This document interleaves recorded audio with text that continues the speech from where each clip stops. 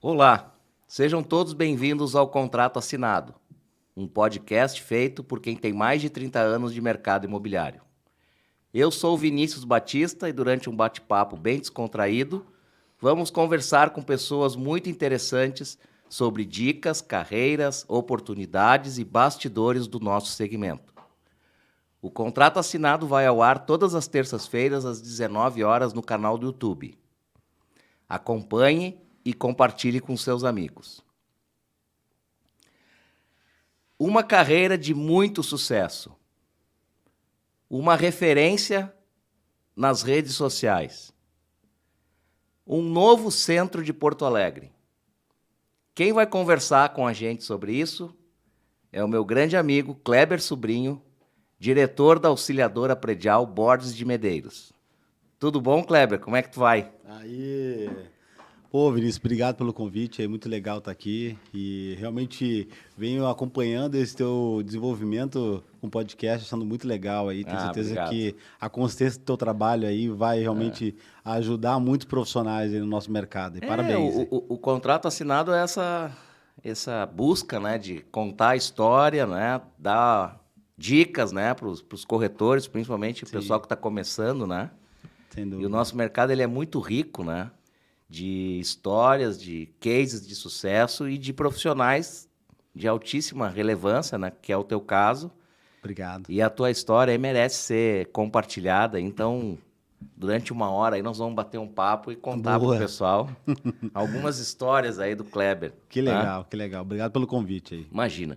Eu sempre, né, como de praxe, eu começo perguntando como é que surgiu o mercado imobiliário na vida da pessoa, né? Então, Legal. começamos por aí. Eu sou filho de militar, meu pai me preparou para ser oficial do Exército. Então, Bacana. ao longo do tempo, na minha trajetória do colégio ali, eu fui sendo preparado para seguir aí a carreira de oficial. No Então, colégio no militar? colégio militar. Tu estudou no colégio militar? Estudei no último ano do colégio, estudei no colégio militar. Meu pai queria que eu fosse oficial das Agulhas Negras. Então me preparei no Azambuja, me Sim. preparei aí realmente para fazer o primeiro ano de SpaceX, depois fazer os 4 anos de Agulhas Negras no Rio de Janeiro. É a AMAN, Agulhas Negras? AMAN, AMAN? isso aí, AMAN, isso. AMAN. E eu realmente seguia isso. Eu tive no meu último ano de colégio, eu estudava num colégio. Eu cresci em Gravataí, nasci Sim, em Brasília por conta do meu pai ser militar. Com 6 anos, quando teve aquela questão do Collor, sim. minha família acabou vindo para cá. Eles já tinham um imóvel ali em Gravataí. E minha mãe é daqui. E a gente foi morar, então, na Morada do Vale 1, lá em Hum, Gravataí. Cresci lá, e aí eu fui sendo. Meu pai foi me preparando. No último ano do colégio, eu estudava no Dom Feliciano, em Gravataí. Então, eu estudava de manhã no colégio, fazia o terceiro ano. À tarde, eu estudava no colégio militar. E à noite, eu tinha professores particulares para justamente fazer essa preparação para fazer o concurso. Só que foi nesse ano também que eu tive um contato com vendas no colégio. Aquela festa de pronto, aí acabou. aquela festa de final de ano do colégio, eu tinha que vender ingressos, né, para poder justamente promover a festa. E ali foi meu primeiro contato com vendas. E eu, de fato, me despertou algo assim com isso. Eu gostei muito daquela questão da venda. Me impactou tanto que eu não fiz o curso o concurso do SpaceX. Eu não entrei no exército. E o pai? E no ano seguinte eu virei corretor. E o pai? Meu pai ficou louco. Meu, Puta, eu meu pai, imagino. meu pai me diz assim para mim: não acredito que eu investi em ti para ser um corretor. Ô, cara, pior que... E que ano foi isso? Isso foi 2002 aí. Ah, isso era muito Foi, comum, né? não, então, 20 anos atrás, né? Como é que era ser um corretor de imóveis há 20 anos atrás, né? Era o cara que não deu certo na vida, Sim, era o picareta, isso, então era o desocupado. isso. E eu realmente sofri muita influência, não só dentro da minha casa, mas como meus amigos, pessoas próximas a mim. Então, os familiares também, né? Então, eu, de fato, tive muito problema com isso. Sim, Tanto que eu saí de casa logo depois, com 19 anos eu saí de casa e não voltei mais. sim. Porque eu. Só que no primeiro momento, eu não via isso como sendo a minha profissão. Eu queria ser vendedor. Então, quando. Eu não entrei na corretagem diretamente, assim, né? Eu me descobri com vendas e eu queria ser vendedor.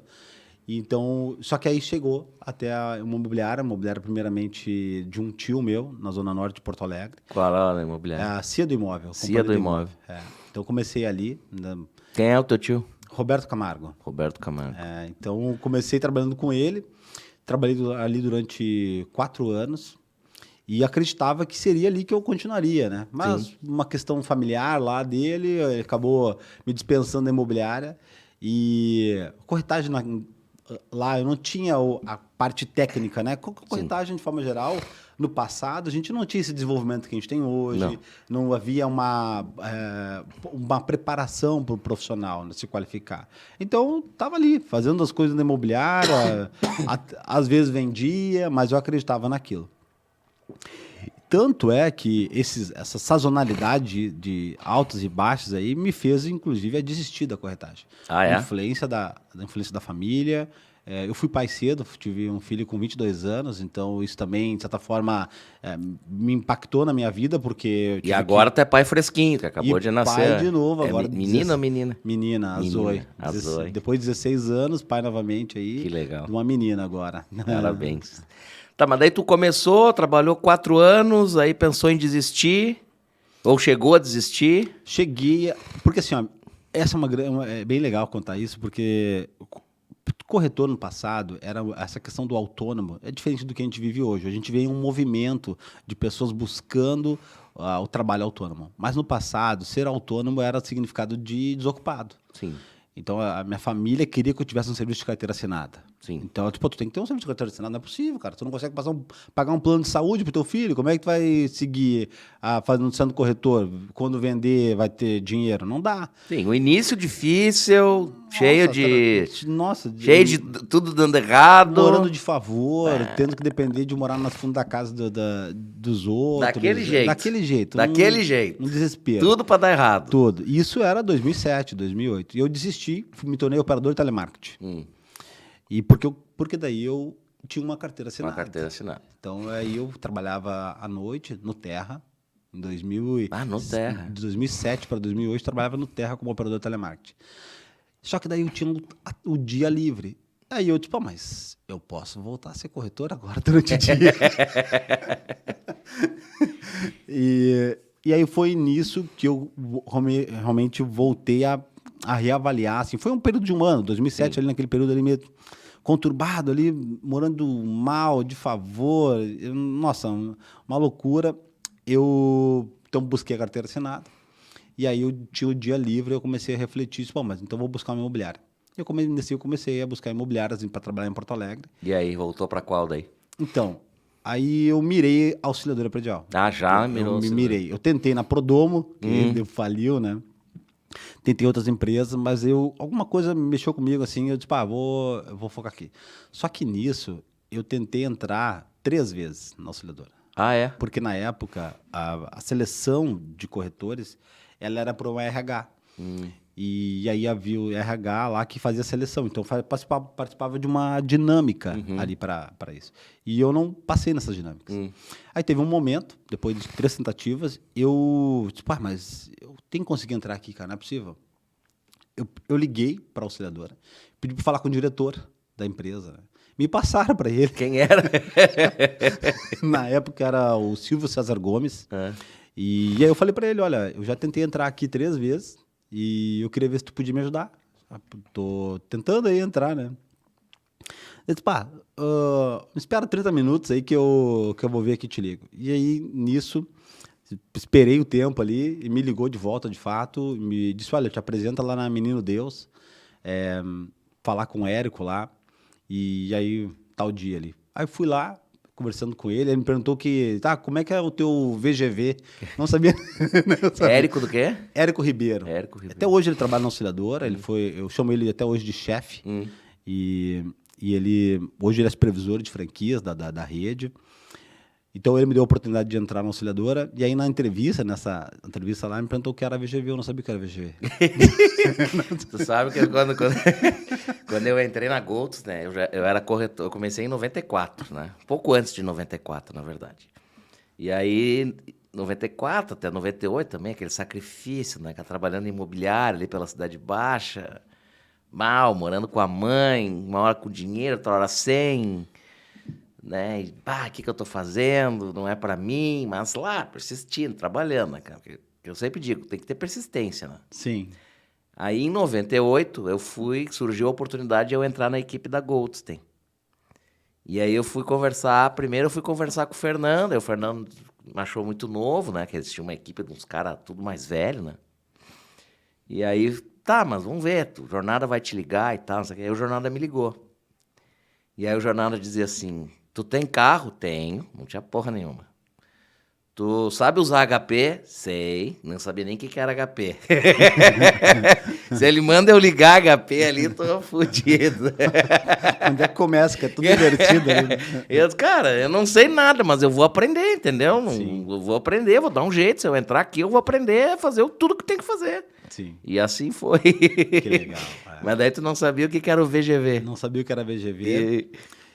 Mas ele, da mesma forma, ele me deu oportunidade. Entrei ali, os corretores que trabalhavam na ocasião lá eram profissionais que já atuavam no mercado há bastante tempo e já tinham viajado o mundo todo já. Então eram os caras bem consolidados. E eu ali, chegando ali, o operador de telemarketing, saía dali... Calça branca total. Nossa, total, assim, saía dali, ia caminhando até o centro, justamente por conta... Não tinha dinheiro, né? Sim. Nessa época eu morava de favor, daí na casa de um primo meu. E haja sola de sapato. Nossa, inclusive eu tenho uma foto emblemática minha com alguns sapatos com a sola furada, assim, né? Essa foto aí é emblemática. Quem nunca, né? Quem nunca? E então, eu sempre falo que eu me tornei profissional mesmo, corretor de imóveis, quando entrei na Auxiliadora. Sim. Porque ali eu entendi realmente algumas coisas do que eu precisava construir uma identidade. E eu acredito que isso, no médio prazo, fez com que eu conseguisse me destacar e aí então chegar até hoje aqui, podendo ter uma referência no mercado. Quando é que tu iniciou o movimento digital, assim? Levou um tempo, né, naquela época, até porque o WhatsApp, vamos pensar na questão do WhatsApp... Eu lembro do Orkut.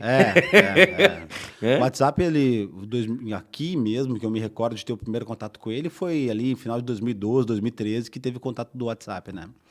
E quando entrou a questão do WhatsApp, uma das coisas que aí eu já tinha passado 5 anos aí do meu ingresso na Auxiliadora, né? Eu continuei ainda como operador de telemarketing durante 8 meses, trabalhando nos dois, conciliando, porque eu tinha receio se ia dar certo, mas teve um momento que eu disse, não, vai dar certo Agora isso aqui. vai. E aí, no Menino Deus, eu passei a construir uma identidade no bairro ali, acreditando nisso. E aí eu comecei a galgar um espaço, comecei a ter resultado e me tornei campeão de vendas da Auxiliadora como corretor, consegui ganhar destaque no bairro. Isso ali. já em que ano? Isso em 2000, logo em seguida, 2009, 2010, eu já estava pontuando entre os primeiros ali da rede, e aí me tornei o primeiro corretor depois, com o maior número de vendas até hoje, assim, num ano. E aí foi que justamente isso foi me dando destaque dentro da empresa. E o que começou a acontecer? Começou a acontecer a capilaridade de profissionais poderem ser franqueados. Então, os corretores da Auxiliadora começaram a poderem ser franqueados. E aí o mercado imobiliário, se a gente parar e pensar como Porto Alegre, né? Porto Alegre desenvolveu para onde, né? Onde nós estamos aqui em Bela Vista, Petrópolis, né? Um eixo, né? Um eixo, Pegou né? a Independência ali, né? E que cresce. Pegou o centro, Independência foi se ramificando. E foi se espraiando para cá, né? E o centro ficou abandonado, né? Então, a Auxiliadora já tinha cerca de 20 agências, eu acredito, e tinha lá o centro que ninguém queria. E eu queria ser franqueado, né? Eu queria ter uma agência, porque eu percebia que, tipo, como é que eu posso realmente ganhar mais, né? Crescer, me desenvolver. E eu via que era tendo uma possibilidade como essa. Só que aí só tinha o centro. Só o centrão. Bom, mas o centro eu quero. Por que não? Bom, né? Um monte de gente, né? Só que aí veio justamente, as pessoas falavam muito mal do centro. Sim. Né? Nossa, dentro da própria rede, assim mesmo, as pessoas falavam, cara, mas só fazer lá, ninguém vai trabalhar contigo, tu vai ter que pagar garagem para corretor, vai ter que pagar mais comissão para eles, não vai dar certo, não vai dar certo. E nessa época minha esposa trabalhava comigo, já na Menino Deus, como corretora, e nós nos tornamos franqueados juntos. E fomos parar no centro. Então, na época, o que veiculava nos jornais era a insegurança, bairro escuro, assaltos e tudo mais. Né? Então, as famílias migraram do centro. Só que, ao mesmo tempo, sempre eu acabava vendendo um imóvel que o outro ali. Eu via que sempre tinha venda na nossa loja. Então, mas tem coisa errada aqui. As pessoas estão falando mal, mas e aí, né? Será que é isso mesmo?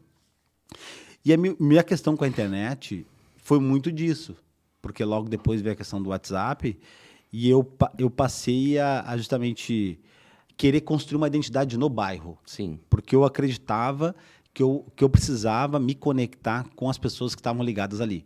Porque quem estava de fora falava mal. Sim. Então, os colegas, pessoas que eu tinha relacionamento, falavam mal da região. Tá, Sim. mas quem está aqui dentro fala o quê, né? Por que um comerciante está aqui há 20, 30 anos, ele chega apostando nesse negócio aqui? O que ele pensa em relação ao centro? Então, eu tenho que me conectar com ele.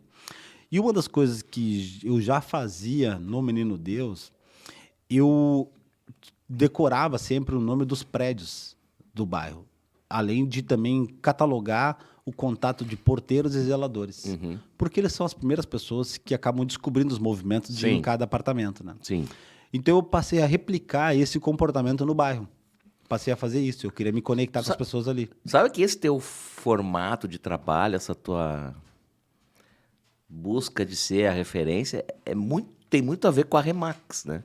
Sim. É muito estilo Remax, né? Porque eu conheço os guri, o Bruno, o Rodrigo, trabalhei 3 meses com ele. E tem essa coisa, né? Do Tem. corretor ir lá, assumir o bairro, né? Se tornar a referência do bairro e trabalhar só o bairro. Nos Estados Unidos, existe um termo que é o real estate farming. Sim. Então, que é justamente o agricultor de uma área ali, Sim. né? É a pessoa que vai determinar ali a sua área de atuação Mas e vai arar essa terra, adubar ela para colher os frutos ali, né? Mas tu começou a fazer isso da tua cabeça. Inconscientemente, Vê total, só. assim, né? Eu precisava, eu via que, tipo, é uma questão de... Naquele momento, era uma questão de sobrevivência. Sim. Porque as pessoas falavam mal da região, falavam... Só havia esse estigma disseminado. E então foi inconsciente. E, tipo, eu acreditava que, tipo, eu preciso dar um jeito de sobreviver aqui dentro. Não tem mais volta. Tem que dar certo. Então foi dessa forma. Tá, então, e começou dando certo desde o início, chegou assim, começou difícil pra caramba. Como é que foi? não, eu fui morar de favor de novo na casa. Pô, meu cara, tu gosta de morar de favor? Nossa, eu fiz muita coisa assim pra Então tu arriscar, vê, assim. tu começou mal na profissão, chegou a dar um tempo a desistir, voltou, teve um sucesso, ficou bem, aí a vontade de empreender, de ir pra frente, te levou pra um lugar inóspito, né, com todas as adversidades, aí tu cai de novo. Vendi o apartamento que eu tinha conseguido comprar para poder pagar a taxa de franquia. E eu tinha mais 60 mil para montar a loja, só que a loja custava 200. E eu botei lá no documento lá da auxiliadora que eu tinha os 200 lá. Vamos buscar. E aí, na época, a coisa assim que para montar a próprio espaço não tinha, eu fui pagando, dando um jeito ali, Sim. morando de favor na casa da sogra ali. E fomos indo. Pelo menos a sogra era boazinha. Ah, sogra boa. Nossa. Hoje a gente já conseguiu retribuir já tudo isso, já, Que graças coisa a Deus. boa. Então, a gente, de fato, foi fazendo esse movimento. E aí, nesse desenvolvimento, meu primeiro corretor foi meu cunhado. Entendeu? Puta que Eu pariu. trouxe o irmão da minha esposa trabalhar comigo, foi nosso primeiro corretor. E bonzinho, cunhado? Bom, tá conosco até hoje. Ah, que legal. É um corretor que se desenvolveu ao longo do tempo aí. Pô, tu ajudou o cunhado, então. Então, eu tive... Minha irmã foi minha primeira recepcionista, uma irmã minha. Depois, uma outra irmã eu consegui trazer também. Então, o nosso ambiente da Boris Familiar. sempre foi, de alguma forma, conectado à família. Hoje, o nosso braço direito financeiro é minha outra cunhada, também irmã da minha esposa. Então, a gente sempre teve essa identidade também, né? Bacana. De conectar as pessoas no nosso círculo de relacionamento para poder, Bacana. justamente, também... Isso é um grande diferencial, né? Olha, nos ajudou. Tu ter lealdade, né? No negócio que tu faz, né? É. Isso é muito... E uma coisa também interessante que a gente também mudou nosso comportamento, que as pessoas falavam que eu ia ter dificuldade de vender no centro, que eu não ia conectar com o corretor, né? Eu deixei, de fato, de ser um corretor de captação de clientes quando eu me tornei franqueado, né? Porque eu entendia que eu não posso disputar cliente com meus corretores aqui. Então, eu passei realmente numa posição de, eu preciso ser um líder aqui nesse negócio, né? Então, eu, obviamente, vendia, mas não pelos clientes que entravam. Tu não ficava na roleta. Não ficava. O meu telefone do site sempre foi diferente desde o início, há 10 anos. Não é o meu número que está lá, minha foto está lá. Mas se ligarem para aquele telefone, Cai na roleta. cai lá na agência. Isso é uma coisa importante, né?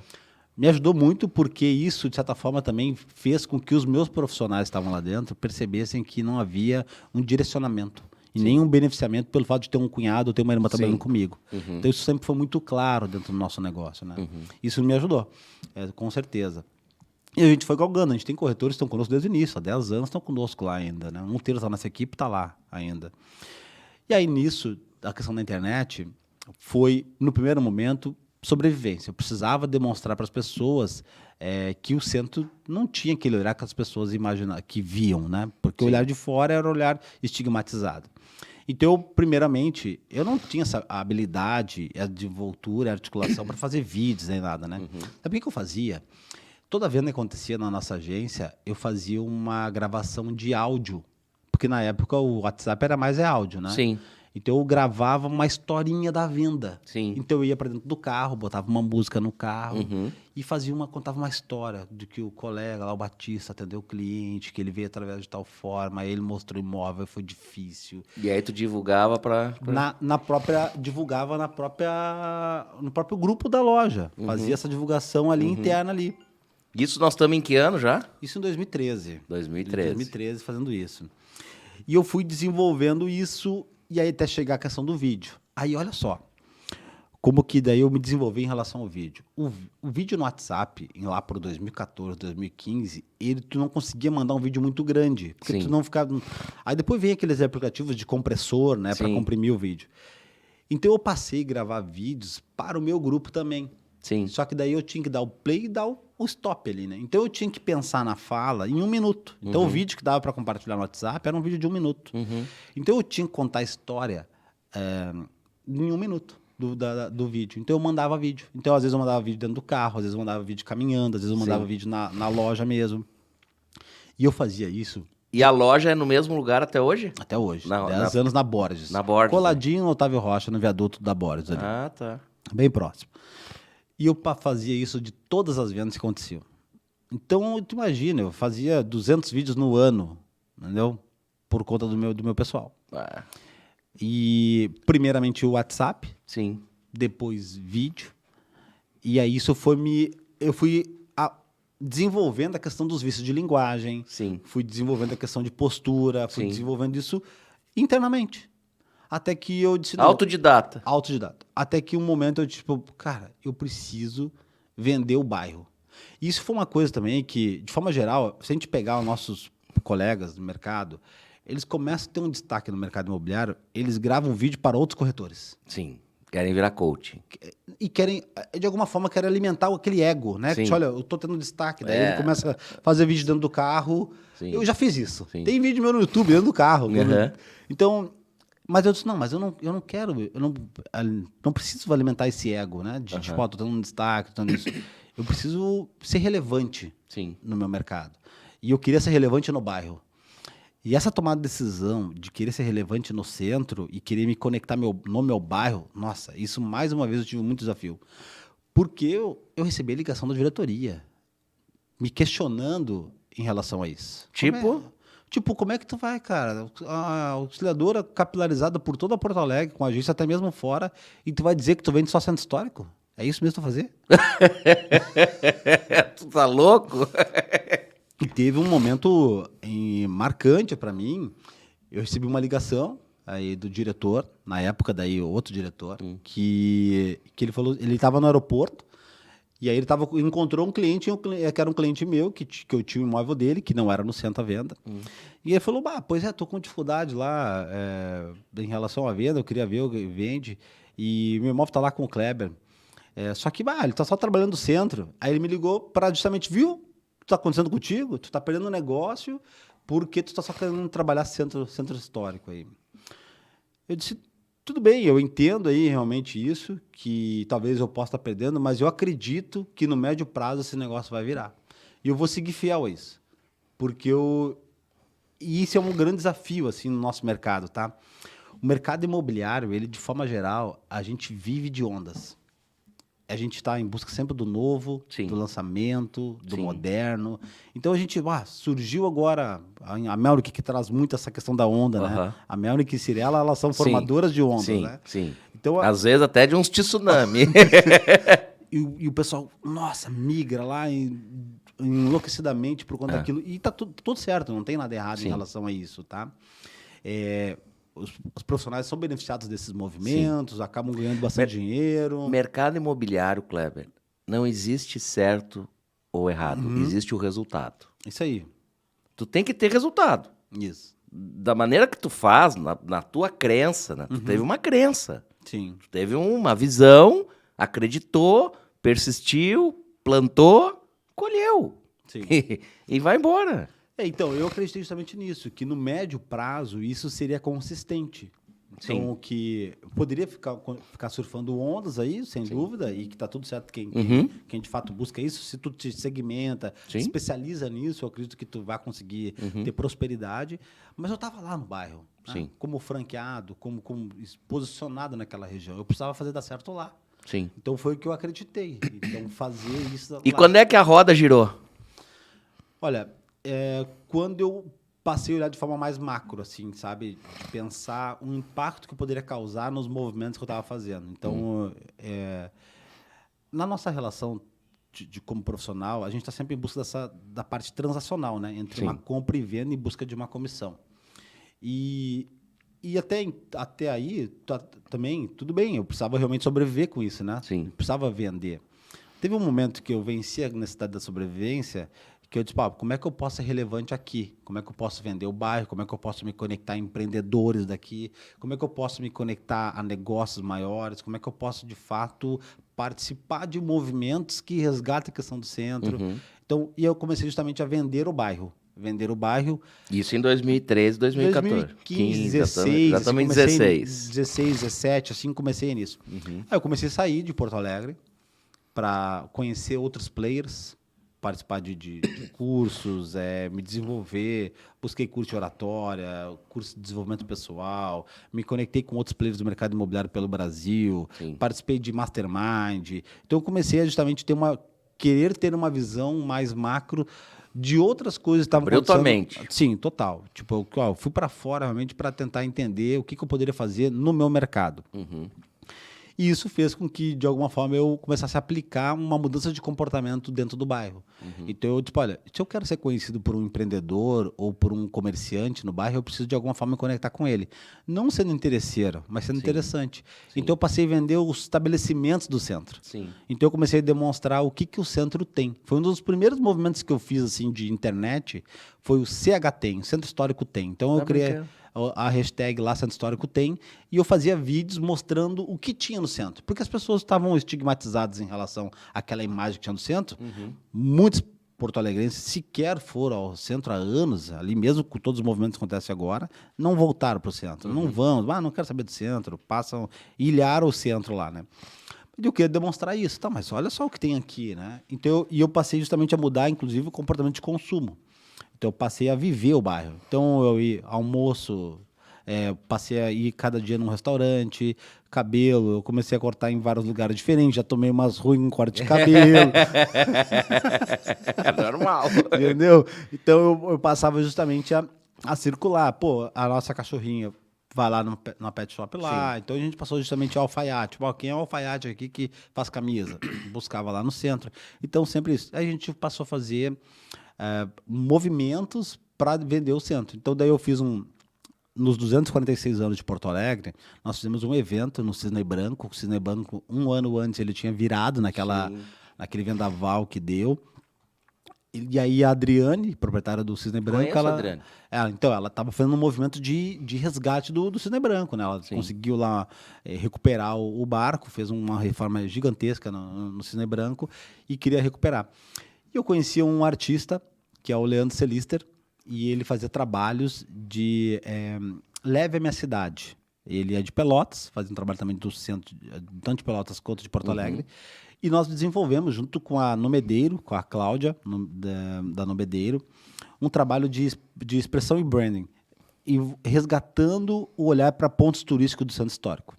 Foi o primeiro evento assim, que realmente a gente, de fato, pensou, criou todo um brainstorm para gerar impacto ali na região, que foi justamente retratar, através de 8 cartões postais, pontos turísticos do centro.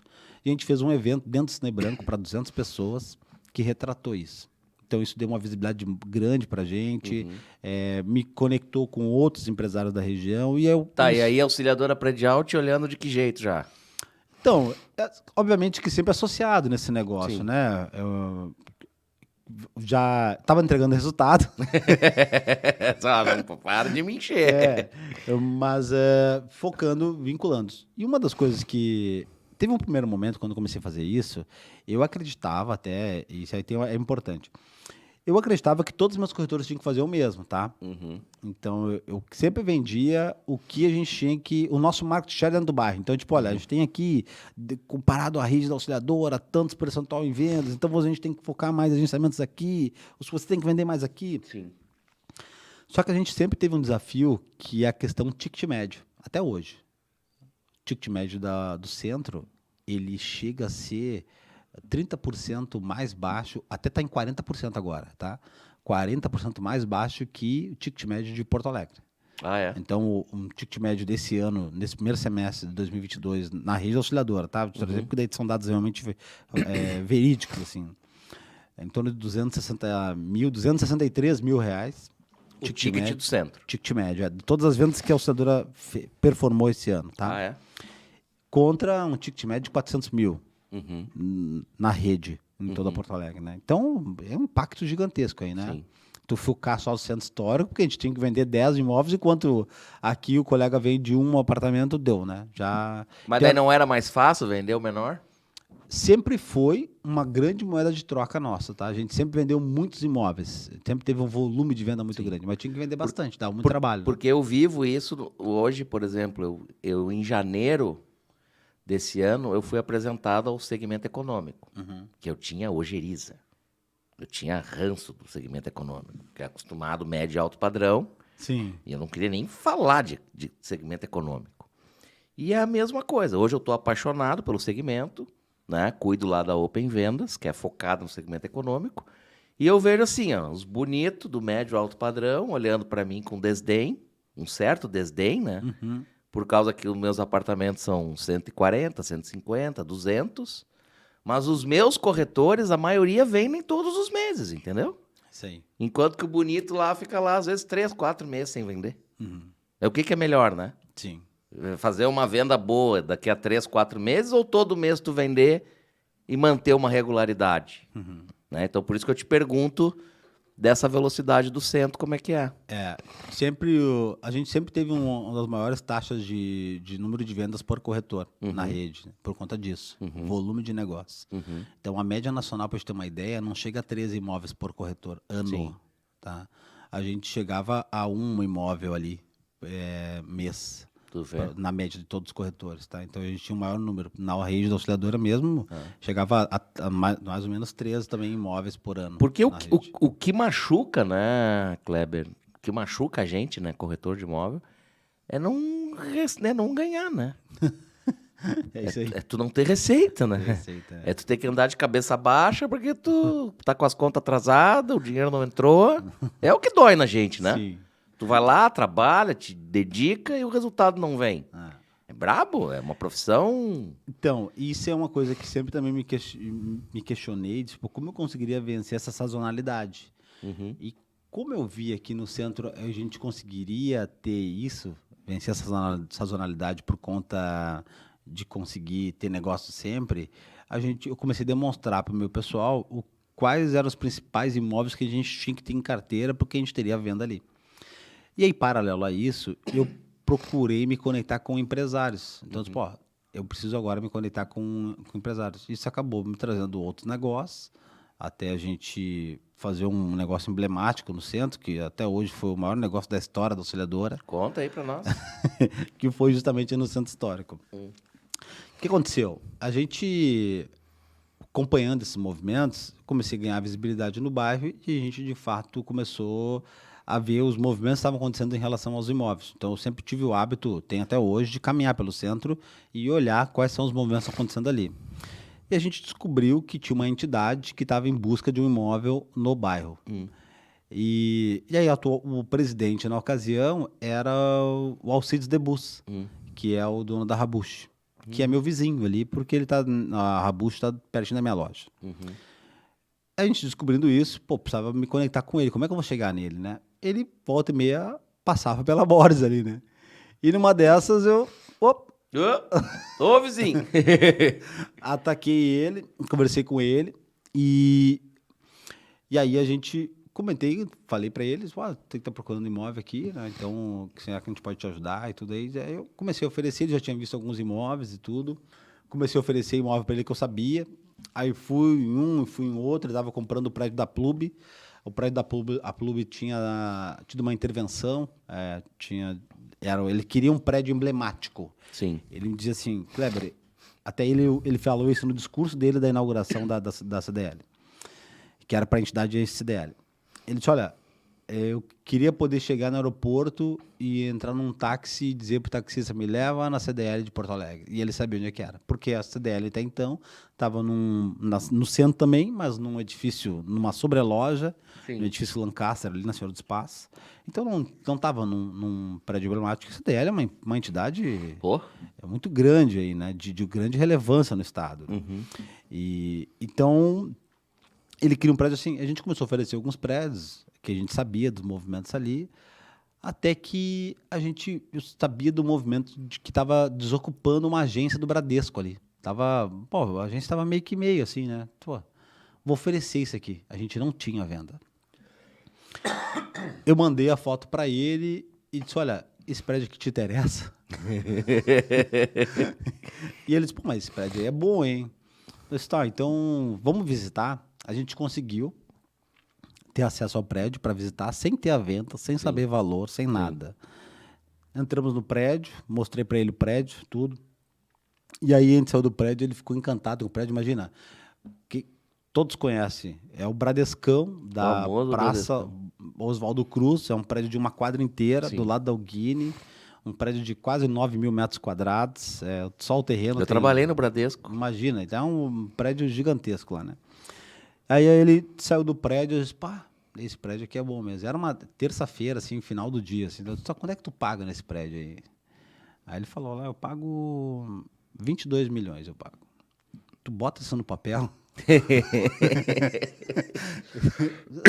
foi lá, preencheu ali pra mim, daí eu liguei lá pro Bradesco, lá em São Paulo, eles ficam em Barueri, no Alphaville lá.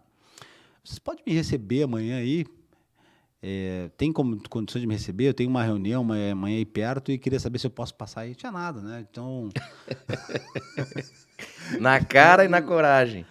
Porque eu disse, não tem imóvel à venda, mas é uma entidade que consegue pagar à vista.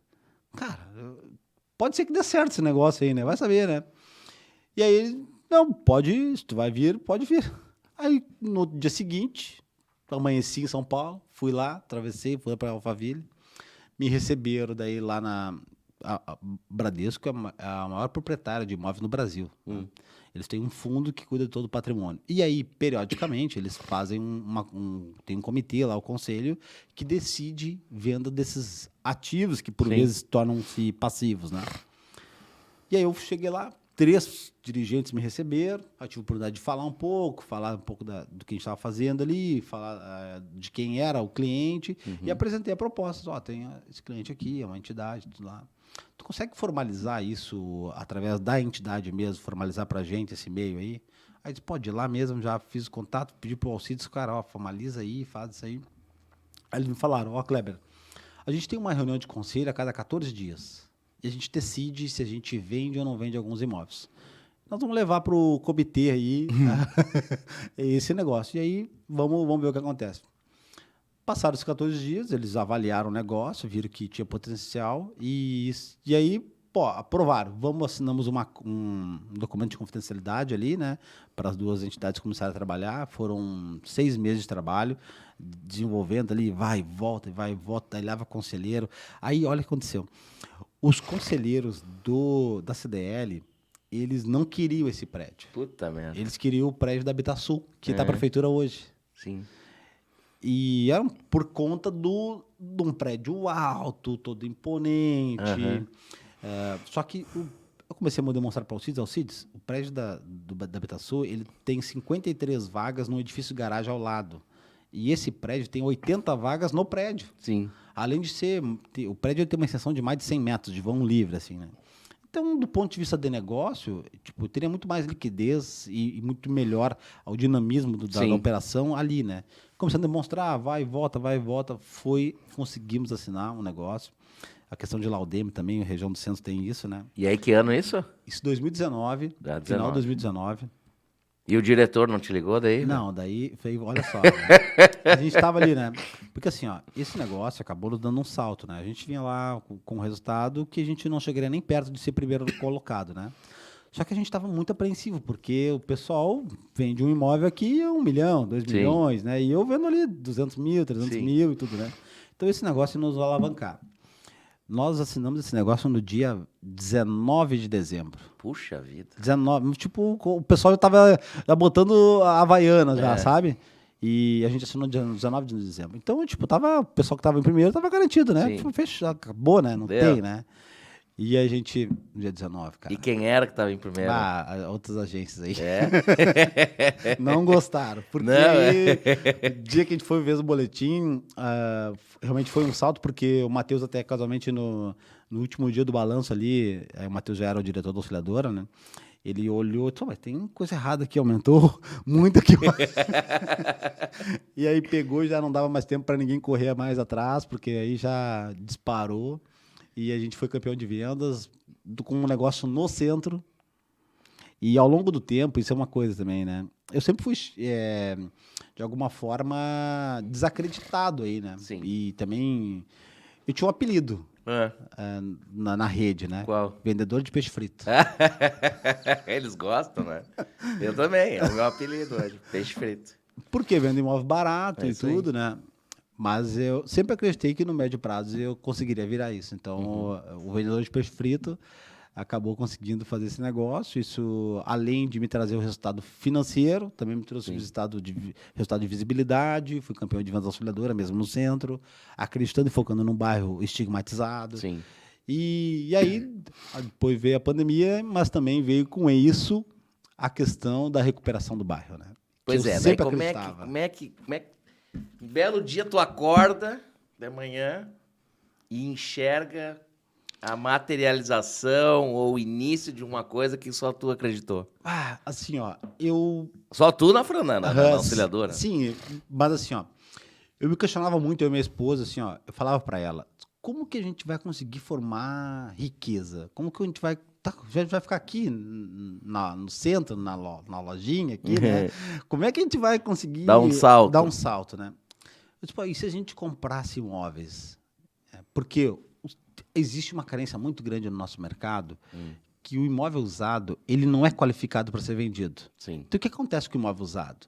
A pessoa tira aquilo que tem valor, deixa para trás o que não quer mais e que alguém venda. Isso. De forma geral, é isso que acontece.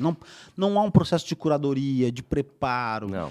E ao longo do tempo, eu sempre procurei demonstrar para os proprietários que, olha só, investe um pouco no teu imóvel, qualifica ele, melhora que tu vai vender. A nossa principal moeda de negócio no centro sempre foram imóveis de passagem. Imóveis pequenos, um dormitório, JK. As pessoas vêm morar nesses apartamentos por um período. Sim. Então, muitas vezes, elas não carregam com si móveis. Sim. Então, se ela entra num apartamento que está preparado, ela veio do interior do estado, está preparada, está mobiliado, ela mora naquele apartamento rapidamente. Sim. Então, ela está disposta mesmo a pagar um pouco mais. Só que esses imóveis não eram preparados para isso. Aí eu passei a dispor, se a gente fizer isso, porque eu sempre procurava ligar para alguém quando surgia uma oportunidade, né? Então, tipo, para quem que eu ligo? Vou ligar para o Vinícius. O Vinícius tem uma barbadinha aqui no centro. Tem um peixinho frito aqui. Tem um peixinho frito aqui. Mas era sempre um desafio, porque daí também o Vinícius não é do centro.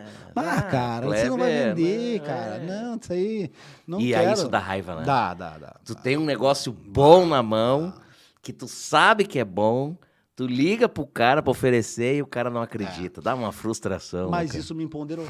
Porque daí eu disse, eu vou fazer isso, cara. Eu vou mostrar... Eu vou ligar pra mim mesmo. Eu disse, Karina, é o seguinte, ó, vamos pegar um dinheiro e vamos fazer isso nós. E me despertou isso, porque eu disse, isso passou a ser me movimentar de uma maneira que nossa, eu tenho valor aqui. Tem valor não só financeiro, né? Sim. Mas tem valor de causa, de poder ressignificar o olhar. Tem um novo movimento aí. E aí, assim, ó, pandemia, ali dentro de casa, eu comecei a avaliar isso, já tinha comprado alguns imóveis, mas a gente comprava assim aquele... se ninguém comprar, eu até compro, sabe? Era uma coisa, tipo, tá, vamos ali. A Karina comprou um, eu comprei outro, e o JK, um dormitório ali, daí eu disse, não, mas vamos pensar num negócio disso aqui. Aí eu fiz, primeiramente, uma análise SWOT, que a análise SWOT é tu avaliar lá forças e fraquezas aí, né? E aí eu, tipo, justamente na questão de compra e venda, né? Sim. Daí depois eu fiz também um outro trabalho ali interno comigo ali, que é um Canvas ali também, comecei a escrever sobre isso, e eu disse, mas isso aqui tem coisa... Aí nasceu, primeira vez que eu escrevi a palavra Recons, que é o nome da empresa que nós constituímos, eu escrevi Rechons. Porque eu botei o CH no meio, né? Por causa do centro histórico.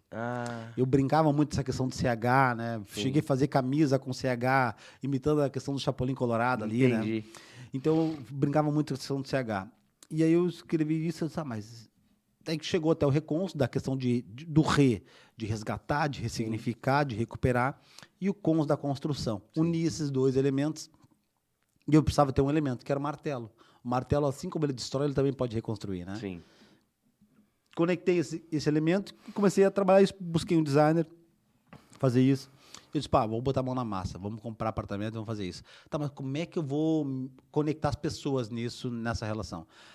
Aí eu decidi mobiliar um ambiente para poder gerar uma experiência. Porque o imóvel usado não tem experiência de venda, né? Não. Então eu só escolhi o banheiro como sendo o ambiente que eu entregaria pronto. Então a gente passou a fazer isso, reformar todo o apartamento, repensar, e começamos a mobiliar os banheiros dos apartamentos. E aí a gente começou a gerar experiência através disso. Começamos a comprar imóveis, ficar focado nisso, comprar e vender através da própria agência. Então nossos imóveis sempre foram vendidos ali pela rede ou pelos colegas da rede, tudo, né? Aí isso foi me despertando, foi ganhando corpo, assim, eu fui me descobrindo nesse negócio. Aí a gente depois foi além agora, como chegou até essa outra loucura. Daí quantos imóveis foram feitos através da Recons? A gente fez uns 15 apartamentos. Uns 15 apartamentos. Em um ano e pouco? Um ano e pouco, foi rápido. Bastante. Foquei, assim. E uma coisa, tá? Aí, com isso, eu disse, olha, eu posso olhar para fora. Eu posso não só ficar no centro aqui, eu posso daqui a pouco fazer isso através de outros bairros. Então a gente comprou imóveis em Janópolis, Petrópolis. Daí tu sai, aí tu abriu fora do centro. Porque daí eu pensei, olha, é a forma de também me capilarizar. Porque eu estava focado no centro, é a forma de eu expandir. Sim, com a Recons. Com a Recons, porque daí é desassociada, né? Sim. Meu posicionamento no centro, mas é dissociado. Mas aí eu, de fato... Mas tu não te sentia assim, traindo o teu centro? Então, eu me questionei. Tanto é que eu deixei de comprar imóveis fora. E aí eu disse, não, eu preciso fazer esse negócio acontecer aqui. Sim. E aí eu, novamente, disse, não, vou focar aqui, vou buscar negócios aqui. Daí eu passei a circular novamente pelo bairro, assim. Isso tudo muito rápido, né? Porque foram 2 anos, assim, né? E aí, então, eu preciso encontrar alguma coisa aqui. Daí a gente comprou um terreno, a Demetrio, que já tem um projeto ali sendo aprovado. E aí eu cheguei num prédio, que aí é a história desse edifício que agora acabou tendo uma visibilidade muito grande. Sim. Porque a gente construiu essa empresa dentro do simples. Então, era uma empresa de reforma. Sim. Me ofereceram um prédio. Na época da pandemia, surgiu aquela plataforma do Clubhouse. Da mesma forma, com a velocidade que ela surgiu, ela se apagou, né? Então... eu estava lá como um speaker lá, né, que é justamente tendo a possibilidade de falar. Uma pessoa me convidou lá para falar sobre o meu posicionamento, já tinha uma visibilidade grande, já tinha palestrado em vários lugares no Brasil por conta do meu posicionamento no centro. E aí as pessoas entravam em grupos, as pessoas já me conheciam, né? E aí ele falou, Kleber, eu tenho um prédio aí no centro e vou te chamar aí. Mas como corretor, né? Eu disse, daqui a pouco tem alguém para vender e tudo, né? E fui lá como corretor para entrar nesse prédio. Aí nessa época eu já tinha um engenheiro, um amigo, cliente, que já trabalhava comigo em alguns negócios, que é o Guilherme Toniolo. Levei ele, Toniolo, vamos lá visitar um prédio comigo, vamos ver se esse negócio dá para fazer alguma coisa, oferecer para alguém. Aí chegamos no prédio, começamos a subir o prédio, assim, tapado de lixo, um daréu de lixo, um horror o prédio. Abandonado, mais de 4 anos, depois de 4 invasões do prédio. Então o prédio estava tapado de lixo, tinha lixo até o 5º andar do posto do elevador. O elevador não existia mais já, né? Mas lixo tinha até o 5º andar. Todo o buraco do elevador, dos dois, assim, né? Era muito lixo, tá? Só para ter uma ideia, nós removemos mais de 150 metros cúbicos de lixo e resíduos do prédio. Que bárbaro. É uma loucura. Caminhões e caminhões. Nós entramos no prédio e eu não tenho habilitação técnica para avaliar a estrutura, né? Sim. Então o Toniolo foi justamente comigo para que ele pudesse. Eu queria saber, e aí, dá para fazer alguma coisa aqui, né? Porque eu estava querendo olhar, pô, daqui a pouco conecta alguém aqui, alguém Sim, compra, claro. a gente bota o nome da Reconzas aqui nesse negócio, e aí podemos fazer isso. Aí eles, então, prédio de estrutura é boa, esse prédio é bom. Então vamos oferecer para alguém. Aí levei 3 clientes nesse prédio para vender para uma terceira. Prédio inteiro. O prédio inteiro. Porque daí eu pensava comigo, vendo para essa pessoa compra o prédio inteiro, permuta, né, na questão do negócio, a gente reforma o prédio e ganha na operação e de alguma forma eu consigo associar meu nome nesse negócio aqui. Porque eu sempre acreditava que eu precisava, para ser relevante no bairro, participar de negócio que pudesse ressignificar o olhar que as pessoas tinham pelo centro. Então eu, eu posso fazer isso dessa forma, né, me conectando com empresários. Os 3 clientes me sinalizaram que comprariam o prédio, tá? Primeiro, depois declinou, daí eu fui pro segundo, disse que sim, aí eu fui terceiro, daí ele declinou, aí o terceiro disse que sim, e nisso eu fiquei 2 meses trabalhando para essas 3 pessoas. E segurando o corretor lá, olha, estamos trabalhando aqui, estamos construindo negócio, tudo lá. Chegou no final desse período, eu estava envolvido já com o negócio, o Toniolo estava comigo, tinha pego um escritório de arquitetura, o plano de reabilitação do centro não tinha sido assinado ainda, então era muito temerário tomar uma decisão de compra num prédio como aquele, porque eu não sabia se aprovar, porque Sim. os projetos no centro eles passam passavam, né? Sim. Por um estudo de viabilidade urbanística, passa por um comitê que é avaliado para ser aprovado. Então era muito difícil saber se realmente esse negócio ia acontecer e em quanto tempo. Mas eu estava muito envolvido já com o negócio, eu disse, não, cara, tem que dar. Esse negócio tem que dar. Botou na cabeça de novo. Na cabeça e eu disse, olha, vou dar um jeito. Se tiver que voltar para casa da sogra, eu volto. E eu cheguei, e foi o que aconteceu. Eu disse, não, tu foi para casa da sogra de novo. Não, foi o que aconteceu em termos de falar, né? Hein? Eu cheguei em casa e falei... Corote, por favor, de novo. Hein? Eu cheguei em casa e falei pra Karina, olha só, a gente não pode fugir desse negócio, tem que dar um jeito. Mas assim, confia em mim que eu vou dar um jeito nesse negócio. Eu vou botar debaixo do braço, eu vou dar um jeito de pagar. Só quero que tu acredite em mim que eu vou encontrar uma alternativa de fazer esse negócio parar em pé. Compramos o prédio inteiro, prédio que ninguém queria, uma loucura, um investimento milionário. Sim. Mas eu disse, cara, vai virar, o centro vai virar. Vai virar. Dá para se dizer que esse movimento, essa confiança, esse entusiasmo começou com o Embarcadeira ali, com o Cais? Ou antes, ou depois? Eu, assim, sem ter vivido a história, na minha cabeça tem, assim, o Cais, assim. E eu me lembro, inclusive, de um vídeo bem bacana que eu vi teu, ali, quando começou aquele movimento do Cais. Legal. Olha, o Eugênio Correia, quem está à frente do Cais Embarcadeiro, ele também é um ativista da região ali, principalmente daquela área do Cais Mauá, né? Ele ficou 15 anos em cima daquela área para conseguir desdobramento e conseguir liberar aquela área. Então, com certeza, ele teve um papel muito importante no resgate do olhar para aquela região. Sim. Ele foi emblemático, o Cais Embarcadeiro. A gente começou a fazer as pazes com o Rio. Isso aí. Ele reconectou e, sem dúvida, ele tem uma parcela significativa, principalmente para o Porto Alegre de forma geral, Sim. que não é para lá. Mas antes disso, através do próprio do governo, ele já estava fazendo alguns movimentos da questão de segurança. Sim. Então, ele testou, tanto na Arena quanto no Beira-Rio, o sistema de cercamento por reconhecimento facial, que depois foi aplicado no centro. E hoje a gente tem o centro cercado. O 9º Batalhão também tem um papel importante nisso. Né? Sem dúvida, a questão da brigada, que daí removeu a questão Dá um abraço para o meu amigo Capitão Godoy, que é o responsável lá pela área do centro. Isso mesmo. Estive lá visitando eles lá. Eu me lembro de até ouvir isso aí também tu falar. E realmente foi importante isso, porque recuperou ali essa questão de segurança, removeu as pessoas do viaduto Otávio Rocha, né? Sim. Tinha um problema grave ali, porque eles conseguiram, por conta que eles fizeram captações de imagens percebendo que tinha tráfico de drogas ali. Então eles puderam atacar através disso, né? E aí começaram a diminuir, tanto que diminuiu muito a questão Porque, na realidade, no centro acontece o quê, né? Pegou um cordão, pegou Sim, um celular, mas sim. isso até já está realmente diminuiu muito por Sim. conta do cercamento. E os movimentos de resgate, até mesmo da recuperação ali. Pô, o Sim. mercado público ficou quase 10 anos Tá. parado, né? Está sendo entregue agora. Sim. 2013, quando teve o incêndio lá, Sim. né? Então eu fazia 10 anos já, 9 anos estava parado o segundo andar ali. Cara, eu tava morando em Vitória, Espírito Santo, quando pegou fogo.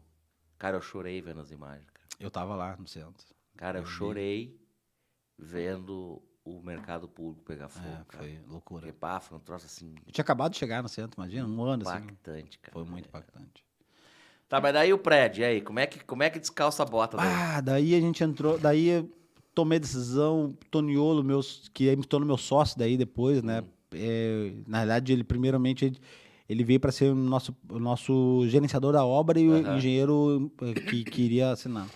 Compramos o prédio juntos, constituímos uma SPE, ele estava com Covid no hospital, Puxa vida. ele estava já entubado, Tu tá de ali brincadeira. tava mal mesmo, desesperado ali, organizando as coisas, porque não sabia o que ia acontecer com a família, né? Sim. Então, eu mandei a foto para ele do contrato assinado e disse, cara, olha só, dá um Não, dá um jeito de se levantar dessa cama aí. Até não é fácil falar sobre isso, porque Sim. daqui a pouco a pessoa que está ouvindo teve uma situação diferente de um Lógico, familiar, né? sim. Então, com todo o respeito, né? Não, óbvio. Mas a gente, de fato, demonstrei para ele, olha, cara, fica bem aí que tô aqui, ó, fazendo isso aqui. Te A gente recupera que- recupera, porque a gente vamos construir um negócio junto aqui fora. Ele pediu o computador, ele melhorou, pediu o computador para a esposa, levou o notebook no hospital ainda. Bah. E lá dentro ele começou a trabalhar em cima disso.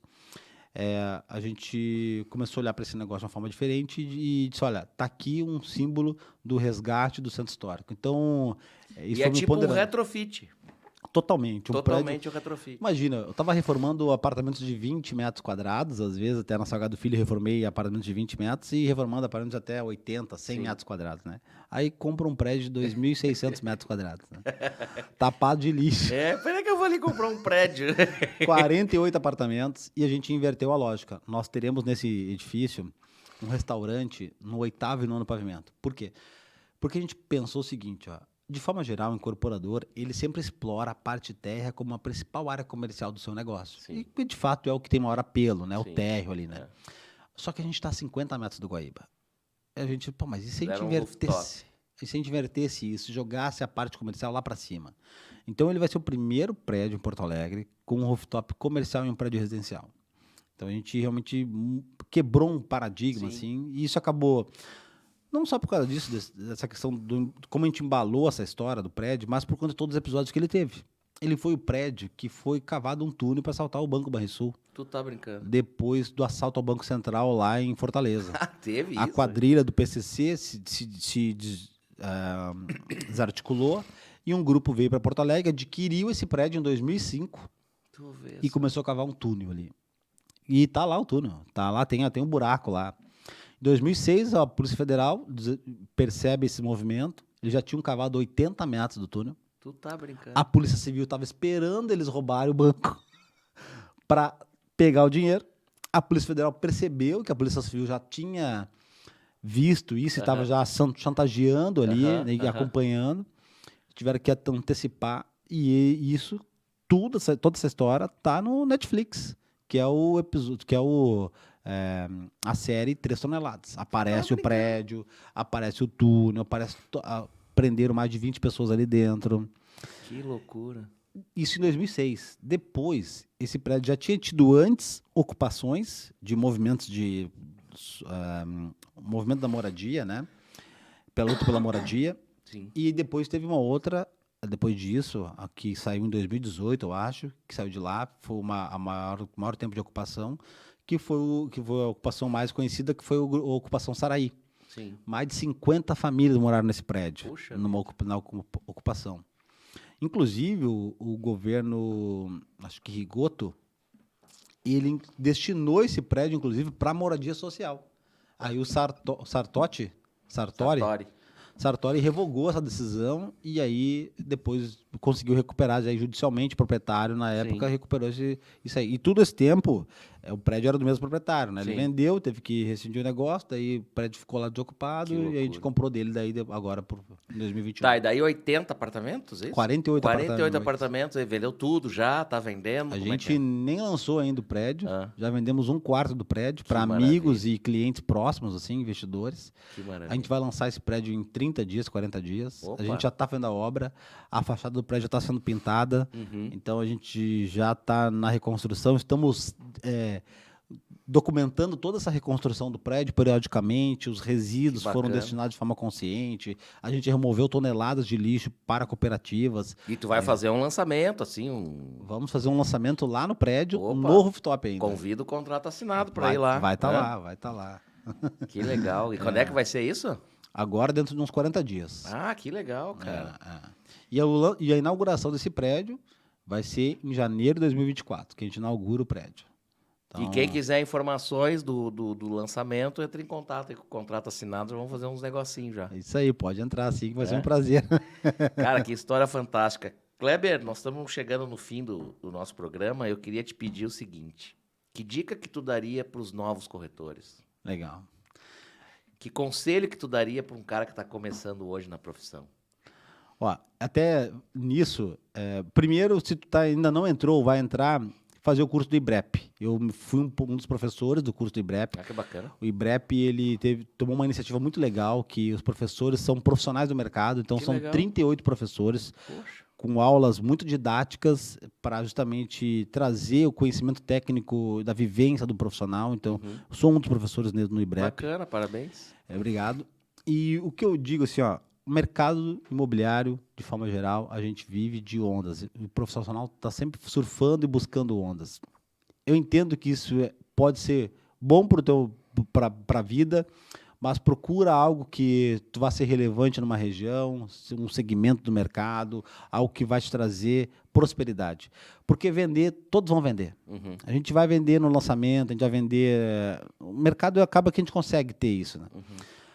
Mas eu acredito que para que tu tenha prosperidade na profissão de corretores, tu tem que justamente buscar uma segmentação dentro da atuação, porque é isso que vai te trazer o retorno, a indicação, essa continuidade de negócio. E também um conselho. Muitos profissionais do mercado imobiliário, eles que estão surgindo agora, estão vindo muito qualificados. Sim. Tá vindo uma nova geração. Né? Profissionais formados, que estudaram ao longo do tempo arquitetura, direito e outras profissões que ficaram anos estudando e que viram na corretagem a forma de ter uma rentabilidade maior do que essas suas profissões, que houve um achatamento disso. Sim. Então, está subindo muito a régua. Então, aquele papo que eu ouvi no passado, de que o corretor era o cara desocupado, picareta, que não deu certo na vida, não existe mais isso. Estão cada vez mais qualificados e preparados. E não basta mais fazer um vídeo na internet. Não. Então, a pessoa tem que estar relacionada, tem que realmente buscar algo que tenha uma relevância. Por isso que eu acredito na questão do nicho e do posicionamento. Porque se a gente ficar buscando essas ondas do mercado, tu até vai vender. E vai ter. Mas se tu quer realmente ser Vai relevante... ser mais um na multidão. Então, tu vai ter que precisar... Cria a tua multidão. Vai precisar criar...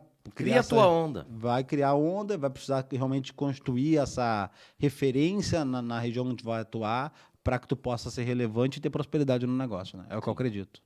Parabéns. Kleber, muito obrigado. Tá? Sucesso cada vez mais para ti. Amém. Né? Que o centro se torne uma realidade cada vez mais. Né? Eu estou torcendo muito pelo centro. Sempre tive uma relação afetuosa com o centro, né? Porque eu me criei praticamente no Menino Deus, né? Então pegava ali o 49, o 77, descia ali na Salgado Filho. Que legal. Ia muito no mercado público e sempre enxerguei o centro assim com dor assim de ver, né, o descaso, o abandono. Então, parabéns aí pro prefeito também que está fazendo um baita trabalho, né, o Sebastião Melo. E sucesso para ti, irmão. E vamos lá participar do lançamento lá, nós vamos estar lá presente lá. E mês que vem tem um marco histórico aí pra gente. Dia 26 de setembro, ocorrerá na B3 o leilão do Cais Mauá. Que legal. Eu acredito muito que esse leilão ocorrerá. Sim, né? Vão ter empreendimentos ali. Isso mudará Porto Alegre. Tá todo mundo envolvido. Tenho certeza que esse leilão vai acontecer. Então tá. Parabéns, muito obrigado pela presença. tá? Eu que Sucesso agradeço. pra ti. Um abraço. Obrigado.